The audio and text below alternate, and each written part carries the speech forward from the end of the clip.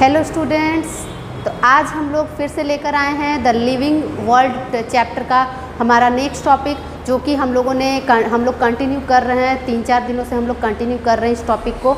आज हम लोग इसको और आगे बढ़ाते हैं, थोड़ा जल्दी हम लोग इसको करने की कोशिश करेंगे, क्योंकि कई बच्चों को ये चैप्टर समझ में नहीं आता है। लेकिन प्लीज़ पॉज करके मेरा वीडियो देखने से उनको सब कुछ समझ में आ जाएगा, ठीक है। भले ही मैं थोड़ा जल्दी पढ़ाऊँगी, लेकिन आप लोगों को अच्छे से समझ में आ जाएगा। थोड़ा रोक कर वीडियो देखिएगा, ईजिली आप लोगों को समझ में आ जाएगा टॉपिक। तो हम लोग अब तक चल चुके हैं, हम लोगों ने अब तक कंप्लीट कर लिया, लिविंग कैरेक्टरिस्टिक्स के बारे में जान लिया हमने। अब हम लोग उसमें आगे का टॉपिक कर रहे थे, that is taxonomy. Taxonomy is the branch of science that deals with the classification of organisms. Organisms के क्लासिफिकेशन टेक्सोनॉमी से किए जाते हैं, ठीक है। टेक्सोनॉमी कैटेगरीज, टेक्सोनॉमी में हम लोग कौन से थिंग्स को इंक्लूड करते हैं? नोमेनक्लेचर, क्लासिफिकेशन, और एक और था that is nomenclature, classification and identification, ठीक है। इन सब को हम लोग इंक्लूड किए थे। इसके बाद हम लोगों ने एक एक हेड्स को आगे डिफाइन करना चाहा, जिसमें हम लोगों ने नोमेनक्लेचर को थोड़ा सा एक्स्ट्रा कर लिया था। तो नोमेनक्लेचर को और अच्छे से हम लोग जानने के लिए क्या करेंगे, देखिए आज हम लोग नोमेनक्लेचर को अच्छे से डिफाइन करेंगे। नोमेनक्लेचर, ठीक है। नोमेनक्लेचर आज हम लोग अच्छे से इसलिए डिफाइन करेंगे क्योंकि इसमें बहुत इंपॉर्टेंट क्वेश्चंस इससे आते हैं, जो कि नीट के लिए भी इंपॉर्टेंट है और आपके बोर्ड एग्जाम्स के लिए भी इंपॉर्टेंट टॉपिक्स है, ठीक है। तो नोमेनक्लेचर को मैंने आपको पहले ही बताया था कि नोमेनक्लेचर क्या है, giving name to some or giving some name to organisms, ठीक है। ऑर्गेनिजम्स को नेम्स देना, ये नोमेनक्लेचर कहलाता है। और वो नाम यूनिवर्सली एक्सेप्टेड होता है, ठीक है। वो नाम यूनिवर्सली एक्सेप्टेड होता है, that is also called scientific names, ठीक है। तो हर एक ऑर्गेनिज्म जो कि आइडेंटिफाइड हो चुका है, ओके, जो आइडेंटिफाइड हो चुका है, उन्हें कोई नाम दिया जाता है, स्पेसिफिक उनका नाम दिया जाता है। वही नाम, उस प्रोसेस को नोमेनक्लेचर कहा जाता है, ठीक है। और वो नाम यूनिवर्सली एक्सेप्टेड होता है। नेक्स्टली हम लोग इस नोमेनक्लेचर में और क्या करेंगे कि ये नोमेनक्लेचर दो तरह से क्लियर किया जाता है, एक बाइनोमियल नोमेनक्लेचर एंड एक होता है ट्राइनोमियल नोमेनक्लेचर, ठीक है। ये तो मैंने आप लोगों को कल ही बता दिया, लास्ट लेक्चर में ही बता दिया था, that is binomial nomenclature and trinomial nomenclature and trinomial nomenclature, ठीक है। बाइनोमियल को किसने बताया था? बाइनोमियल नोमेनक्लेचर दे दिया था किसने? सबसे पहले कैरोलस लिन्यूअस ने दिया था, वो भी मैंने कल आप लोगों को बता दिया था। ट्राइनोमियल नोमेनक्लेचर के बारे में भी मैंने बता दिया था, प्रिक्सले एंड हक्सले बोल करके कोई साइंटिस्ट थे, उन्होंने दिया था ट्राइनोमियल नोमेनक्लेचर। ट्राइनोमियल का मीनिंग है कि जो नेमिंग दिया गया है वो 3 पार्ट्स में डिवाइडेड होगा। बाइनोमियल का मीनिंग है जो नेमिंग किया गया वो 2 पार्ट्स में डिवाइडेड होगा, ठीक है। तो ये था इसका बेसिक कॉन्सेप्ट। अब हम लोग इसको और आगे कंटिन्यू करते हैं। इन दोनों में से कौन सा थिंग है, कौन सा कॉन्सेप्ट है जो ज़्यादा एक्सेप्टेड है, ठीक है। वर्ल्ड में कौन से कॉन्सेप्ट को सबसे ज़्यादा एक्सेप्ट किया गया? बाइनोमियल नोमेनक्लेचर को, ठीक है। ये आप लोग को लर्न करना पड़ेगा। Binomial nomenclature is a mostly accepted system, okay, mostly accepted system, क्योंकि ज़्यादा से ज़्यादा ऑर्गेनिजम्स का नाम बाइनोमियल सिस्टम के अकॉर्डिंग ही दिया गया है, ओके। मतलब जो भी नामकरण किया गया है वो 2 पार्ट्स में किया गया है। कोई भी साइंटिफिक नेम हो, ज़्यादातर ऑर्गेनिजम्स का नाम 2 पार्ट्स का होता है, that is binomial nomenclature, okay. और ये लिन्यूअस ने दिया था। लिन्यूअस ने अपने एक बुक में, जिसका नाम है स्पेशीज प्लेनेटेरम, ठीक है, स्पेशीज प्लेनेटेरम उसने लिखा था, जिसमें कई सारे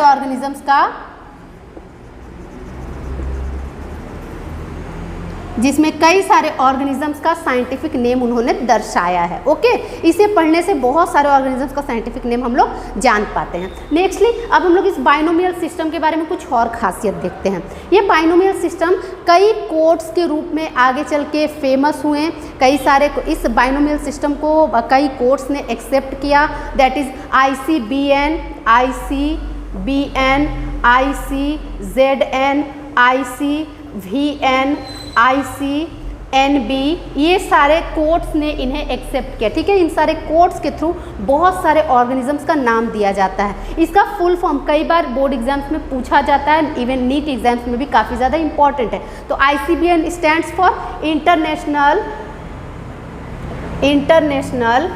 कोड फॉर बोटानिकल नोमेनक्लेचर, ठीक है। इसी तरह से हम लोग बाकियों का भी करेंगे। ICZN stands for international code for ZN का मीनिंग होता है जूओलॉजिकल नोमेनक्लेचर, ओके, जूओलॉजिकल नोमेनक्लेचर। उसी तरह ICVN stands for international code for virological या वायरल नोमेनक्लेचर, ठीक है, ये सब सेम रहेगा। Nextly ICNB is for stands for international code of for nomenclature of bacteria, okay. यहाँ पे हमारा थोड़ा सा चेंज हो गया, नोमेनक्लेचर ऑफ बैक्टीरिया, ओके। तो इन सब के थ्रू, इन सारे कोड्स के थ्रू हम लोग कई सारे ऑर्गेनिजम्स का नाम पता करते हैं, साइंटिफिक नेम्स हम लोग पता करते हैं, ओके।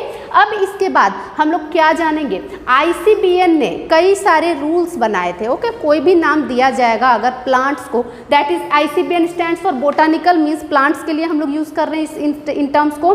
तो बोटानिकल नेम्स अगर हम लोग किसी भी ऑर्गेनिज्म को देंगे, किसी भी प्लांट्स को देंगे, तो वो नाम किस तरह से दिए जाएंगे, ओके, वो नाम किस तरह के रूल्स के साथ हम लोग फॉलो करेंगे। ICBN के कुछ रूल्स थे, ओके, तो उन रूल्स को भी हम लोग जानेंगे कि क्या थे वो ICBN के रूल्स। तो ICBN रूल्स हम लोग क्या लिखेंगे, ICBN के कुछ इंपॉर्टेंट रूल्स थे, that is the names should be in 2 letters, in 2 words, okay, the names should be in 2 words, that is first is generic name and the second one is specific epithet, okay. First one is generic name and the second one is specific epithet, okay. तो इसमें हम लोग एक example ले लेते हैं, that is Mangifera indica is the most common example, Mangifera indica, okay. तो इसमें जेनेरिक नेम क्या हो गया, Mangifera and the specific epithet is indica, ठीक है। इस तरह से हम लोग किसी भी नाम को हम लोग क्लासीफाई कर सकते हैं। बहुत सारे नेम्स हैं हमारे पास, that is solanum tuberosum for potato, that is pisum sativum for pea, ठीक है। तो सोलेनम ट्यूबरोसम, तो सोलेनम क्या हो जाएगा, जेनरिक नेम हो जाएगा and tuberosum is the specific epithet, okay. इस तरह से इस ICBN के थ्रू नेम्स को 2 भागों में मतलब बांटा गया। दोनों नेम्स को क्या क्या नाम दिया गया, firstly is known as generic name and the second one is the specific epithet, ठीक है। इसका क्वेश्चन इसी तरह से आता है, एक आपको साइंटिफिक नेम दे दिया जाएगा, पूछा जाएगा कि इसका जो सेकंड टर्म है ये क्या है, जेनेरिक नेम है या स्पेसिफिक एपिथेट है, ठीक है। इस तरह से नीट में कई सारे घुमावदार क्वेश्चन आपको मिलेंगे। नेक्स्टली दूसरा रूल इसका क्या था ICBN का, the second rule is the कि इसका जो नेम है ये हमेशा इटैलिक्स में लिखा होना चाहिए, ओके। इसका जो लिखने का तरीका है नेम का, साइंटिफिक नेम को हमेशा इटैलिक में लिखा जाता है, उसका जो पैटर्न है वो इटैलिक होना चाहिए, okay, should be in italic, okay. अब आप लोग सोचिएगा कि मैम अगर हैंड रिटन लिखना हो तो ये तो प्रिंटिंग का ना रूल है, जब हम लोग प्रिंटिंग करेंगे तब इटैलिक में हो जाएगा, लेकिन क्या ज़रूरी है कि हम लोग अगर हैंड रिटन नाम लिखे तो इटैलिक में लिख पाएंगे, तो नहीं। इसके लिए भी रूल दिया गया है ICBN में कि अगर हम लोग को हैंड रिटन नोट्स बनाना है या मतलब प्रिंटिंग के थ्रू नहीं करना है, तब उसको क्या करना है कि नेम्स को हमें अंडरलाइन कर देना है, ओके, नेम्स को अंडरलाइन कर देना है, ठीक है। उसके बाद थर्डली सिस्टम है, थर्ड रूल इसका क्या था कि जो भी नेम दिया जाएगा उसमें जब जेनरिक नेम का first alphabet should be in capital letter, okay, and specific name का first alphabet should be in small letter, ठीक है। क्या है the third rule is generic name, the first letter of generic name is always capital, okay, and the first letter of specific epithet is always small, ठीक है। Next is small, ये था third rule. इसके बाद इन्होंने rule दिया था, ICBN ने रूल दिया था कि जो भी हमारा साइंटिफिक नेम होगा उसका लैंग्वेज क्या होगा, दैट इज इन लैटिन और Greek language, okay. Fourth number, language should be Latin और ग्रीक, ठीक है।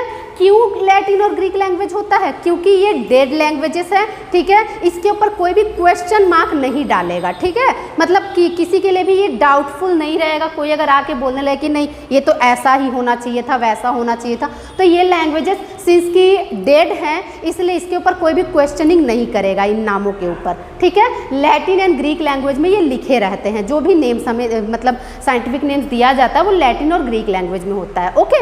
इसके बाद एक और रूल दिया था ICBN ने, that is the scientist name, scientist जिस साइंटिस्ट ने इस नाम को प्रोपोगेट किया है उस साइंटिस्ट का नेम भी साथ में मेंशन हो सकता है, ठीक है, may be mentioned the name of scientist as short term, ठीक है, फर्स्ट 3 और 4 letters are written of the name of scientist, that is अगर हम लोग मैंगीफेरा इंडिका की बात करें तो मैंगीफेरा इंडिका के साथ LINN लिखा हो सकता है, ठीक है, साइड में LINN लिखा हो सकता है, लेकिन वही बात है कि इसमें हमें कोई अंडरलाइन नहीं देना है, ठीक है, ये अपने आप समझ में आ जाता है कि that is the name of scientist, okay. Next है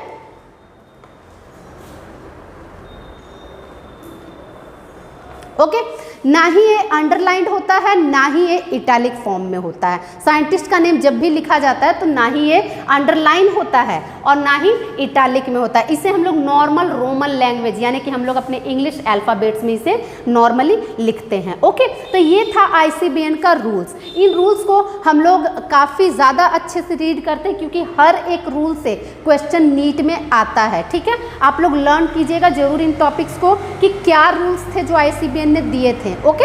अल्फ़ाबेट्स के बारे में हो या लैंग्वेज के बारे में हो या साइंटिस्ट नेम के बारे में हो, ओके। ये सब थिंग्स को आप लोग एकदम अच्छे से पढ़िएगा, जस्ट फॉर NCERT के लिए भी और हमारे नीट एग्जाम्स के लिए भी, ओके। ये था the proper nomenclature system. Then इसमें एक टॉपिक हमारा छूट गया, that is trinomial system. Trinomial के लिए भी हमारा क्वेश्चन आता है, कोई नेम आपको मिलेगा साइंटिफिक नेम जिसमें 3 पार्ट्स मौजूद होंगे, ओके, 3 पार्ट्स मौजूद होंगे और वो 3 पार्ट्स में आप ये मत सोचिएगा कि third part is the name of scientist, okay, क्योंकि नेम ऑफ साइंटिस्ट तो आपको शॉर्टकट में दिखाई देगा ना, जब भी दिखाई देगा तो, और यहाँ पे आपको तीनों पार्ट्स बड़ा बड़ा नेम दिखाई देगा, मतलब आपको खुद ही समझ में आ जाएगा कि ये साइंटिफिक नेम्स है, ओके। साइंटिफिक नेम्स कंप्लीट है।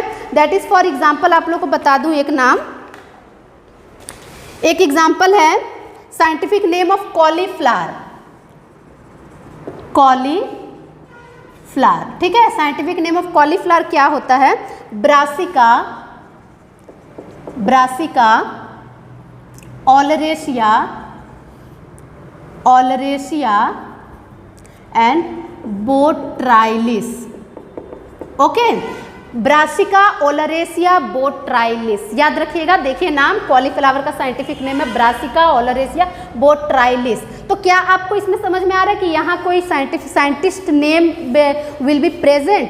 No, here no scientist name is present. यहाँ पे ये तीनों नाम जो है, ये तीनों नाम हमारा साइंटिफिक नेम का ही पार्ट्स है और ये कौन से सिस्टम में रिटन है? This is written in the trinomial system, okay. Trinomial system का खासियत क्या होता है कि इसमें 3 पार्ट्स होते हैं, देख लीजिए आप लोग, 3 पार्ट्स होते हैं। तीनों पार्ट्स का नाम क्या है? First part is generic name, okay, first part is generic name, second part is specific name, specific epithet and the last one is variety,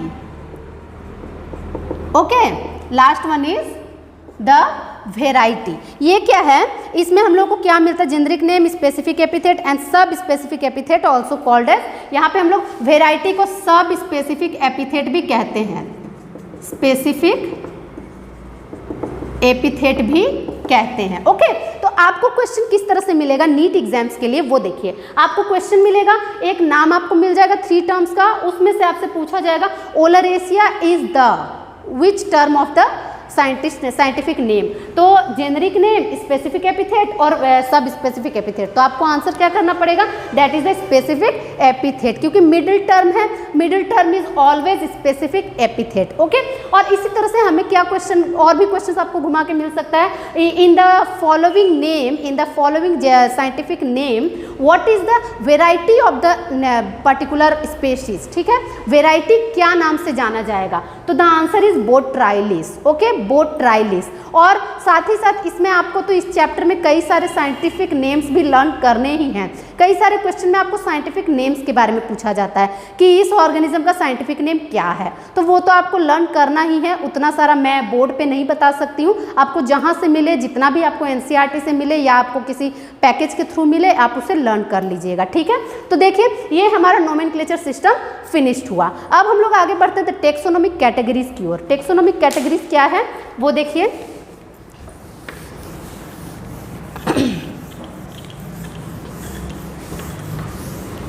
अगर इस टॉपिक में आप लोगों को कोई भी प्रॉब्लम हो, कोई भी डाउट हो, तो प्लीज़ कमेंट बॉक्स में ज़रूर लिखिएगा, उसे मैं आप सॉल्व करने की कोशिश करूँगी कि आप लोग को अच्छे से अच्छे तरीके से समझ में आए कोई भी थीम। ओके, अब हम लोग करते हैं the taxonomic categories. Taxonomic categories वाला टॉपिक भी काफ़ी इम्पॉर्टेंट टॉपिक है एंड समझने के लिए आप लोग के लिए बहुत ही इंटरेस्टिंग टॉपिक भी अब लगेगा। ठीक है, that is taxonomic categories. Taxonomic categories क्या है कि जब हम लोग टेक्सोनोमिक कैटेगरीज करते हैं, ठीक है, तो हम लोग किसी भी ऑर्गेनिज्म को, एक पर्टिकुलर ऑर्गेनिज्म को अलग अलग कैटेगरीज में डिवाइड करते हैं। ठीक है, इसे हम लोग क्या कहते हैं, दैट इज कॉल्ड, इसका मेन 7 कैटेगरीज होता है। ठीक है, इस टेक्सोनोमिक ग्रुप का 7 कैटेगरीज होता है। 7 कैटेगरीज दैट आर, सबसे first kingdom, then division, then class, then order, family, genus, species. Division is also called phylum. ठीक है, 7 कैटेगरीज इसमें होते हैं। Taxonomic categories are 7, is in ascending order और डिसेंडिंग ऑर्डर। इसे अरेंज करने के तरीके को हम लोग हायरार्की कहते हैं, हायरार्की। ठीक है, हायरार्की हम लोग इसे कहते हैं। अरेंज करने के तरीके को, the pattern to be arranged in ascending और descending order is called hierarchy. Okay, clear है? The pattern to be arrange the 7 categories in ascending और descending order is called hierarchy.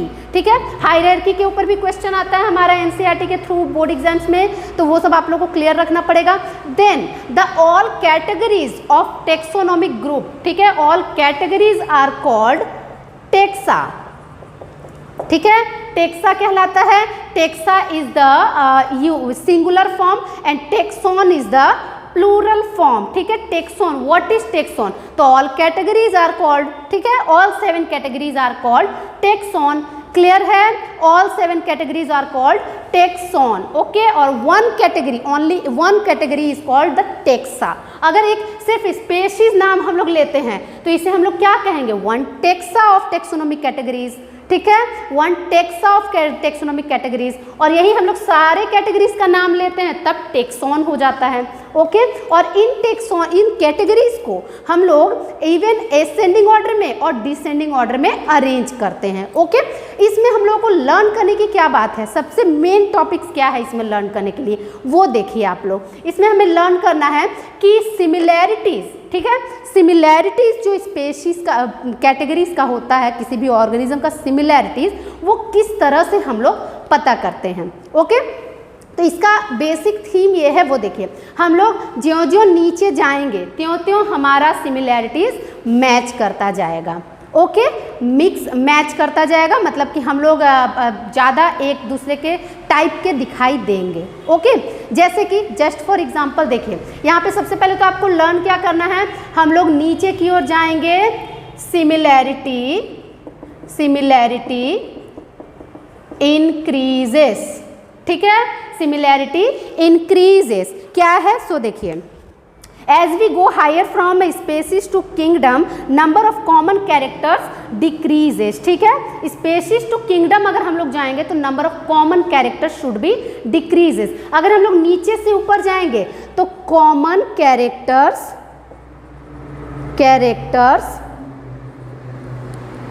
Decreases. Okay दोनों तरह से आप लोग लर्न कीजिएगा topic को। अगर हम लोग नीचे से ऊपर जा रहे हैं, देख रहे हैं ये एरो नीचे से ऊपर जा रहा है, अगर हम लोग स्पेशीज से किंगडम की ओर जाएंगे तो कॉमन कैरेक्टर्स डिक्रीजेस, और यही हम लोग अगर किंगडम से स्पेशीज की ओर आ रहे हैं तो सिमिलैरिटीज इंक्रीजेस या कॉमन कैरेक्टर्स इंक्रीजेस। ठीक है, अब इसका एक कॉमन एग्जाम्पल आपसे पूछती हूँ। Okay, common example that is, हम लोग मान लेते हैं हम लोग एक परिवार में 5 लोग रहते हैं। ओके, पांचों लोग हम लोग ह्यूमंस हैं। ओके, क्लियर है, ह्यूमंस हैं हम लोग पांचों लोग ह्यूमंस हैं, और पांचों लोग हम लोग किस कैटेगरी में आते हैं, ह्यूमंस कौन से ग्रुप में आता है, अगर हम लोग बोले तो उससे भी छोटा अगर हम लोग कैटेगराइजेशन करें तो वो हो गया मैमल। ओके, मैमल, फिर और भी उससे छोटा कैटेगराइजेशन करें तो वर्टिब्रेट्स में आते हैं। ओके, वर्टिब्रेट्स में। लेकिन आपको दिखाई दे रहा है कि मैमल में अगर मैं आप लोगों से बोलूं कि हम लोग 5 इंसान जो हैं घर में, वो सब एक जैसे दिखाई दे रहे हैं, मॉर्फोलॉजिकली सेम है। ओके, हम लोग सब सेम है, तो हम लोग एक ही स्पेशीज हैं। ठीक है, हम लोग एक ही स्पेशीज हैं, सेम स्पेशीज के हैं, क्योंकि हमारे सिमिलैरिटीज काफ़ी ज़्यादा मैच कर रहे हैं। ओके, हमारा जो कॉमन कैरेक्टर्स है मॉर्फोलॉजिकली हम लोग कॉमनली मैच कर रहे हैं। ओके, लेकिन यही जो हम लोग ऊपर की ओर जाएंगे, हम लोग ऊपर के कैटेगरीज की ओर जाएंगे, हम लोग इस किंगडम, डिवीज़न, किंगडम, ये सब फाइलम्स की ओर जाएंगे, वर्टिब्रेट्स की ओर जाएंगे, तो वर्टिब्रेट्स में तो कई सारे एनिमल्स आते हैं ना, वर्टिब्रेट्स में तो कई सारे एनिमल्स आते हैं, मछलियाँ भी आती हैं, बर्ड्स भी आते हैं, रेप्टाइल्स भी आते हैं, एम्फीबियंस भी आते हैं, तो क्या हम लोग उनसे मैच करते हैं, हमारी सिमिलैरिटी मिलती है? हम लोग 5 लोगों में जितनी सिमिलैरिटी मिलेगी, क्या वो पांचों की सिमिलैरिटी हम लोग मछलियों से और फ्रॉग से और बर्ड्स से कंपेयर कर पाएंगे? No, not at all. हम लोग मॉर्फोलॉजिकली तो कंपेयर नहीं कर पाएंगे। ठीक है, मॉर्फोलॉजिकली का मीनिंग है हम लोग ऊपर से देखने में तो उनकी तरफ बिल्कुल भी नहीं लगेंगे, हाँ इंटरनली हम लोग एनाटॉमिकली कह सकते हैं कि हम लोग एक जैसे होंगे। ओके, हमारा इवोल्यूशन एक जैसा होगा पुराने समय से, तो हमारा कैरेक्टरिस्टिक्स ये नहीं है कि एकदम ही मैच नहीं करेगा, बस characters, common characters should be decreases. ठीक है, हम लोग ज्यों नीचे से ऊपर जाएंगे वैसे वैसे हमारा कॉमन कैरेक्टर्स डिक्रीज होता जाएगा। ओके, और ज्यों हम लोग ऊपर से नीचे की ओर आएंगे वैसे वैसे हमारा कॉमन कैरेक्टर्स इंक्रीज होता जाएगा। ठीक है, तो इसका क्वेश्चन क्या आता है वो भी आप लोग सुनिए। इसमें हम लोगों का क्वेश्चन काफ़ी ज़्यादा इंटरेस्टिंग वे में आता है। ओके, इंटरेस्टिंग वे में क्या आता है, हमारे कॉलम्स के रूप में। इसको तो आपको कैटेगरीज को तो लर्न करना ही है, kingdom, division, class, order, family, genus, ये तो आपको लर्न करना ही है, एकदम पक्की बात की। इसे आपको एसेंडिंग और डिसेंडिंग ऑर्डर में ही लर्न करना है, ये नहीं कि आप किसी एक टर्म को स्किप कर देंगे, नहीं, आपको उसी हिसाब से लर्न करना है। ठीक है, लर्न आपने कर लिया। अब आपको क्वेश्चन आ रहा है कि क्या जेनस में स्पेशीज से ज़्यादा कॉमन सिमिलैरिटी होती है? तो इसका आंसर है नो। ठीक है, कॉमन कैरेक्टर्स किस में ज़्यादा होगा? स्पेशीज में ज़्यादा होगा, जेनस में तो कम होगा ना। इसके बाद क्वेश्चन है आपका किसी और से रिलेटेड हो जाएगा। ठीक है, क्या जेनस में कॉमन कैरेक्टर्स क्लास की अपेक्षा ज़्यादा होगी? तो इसका आंसर होगा ट्रू, जेनस में कॉमन कैरेक्टर्स ज़्यादा होगा। ठीक है, इस तरह से हम लोग इसका आंसरिंग करेंगे। आप लोग इस टॉपिक को एकदम क्लियरली समझिएगा। इस टॉपिक को और डिटेल्स में दूंगी, इसका कुछ और टॉपिक बाकी रह गया है वो मैं कल इस चैप्टर को एंड करूंगी। ठीक है, मतलब अपने नेक्स्ट वीडियो में इस चैप्टर को मैं एंड करूंगी, इसका पूरा कॉन्सेप्ट आपको अच्छे से समझाऊंगी। इतना तक अपने दिमाग में एकदम क्लियरली रखिएगा, और जो भी डाउट्स हो वो कमेंट बॉक्स में ज़रूर लिखिएगा, मैं उसे क्लियर करने की कोशिश करूँगी। ठीक है, थैंक यू।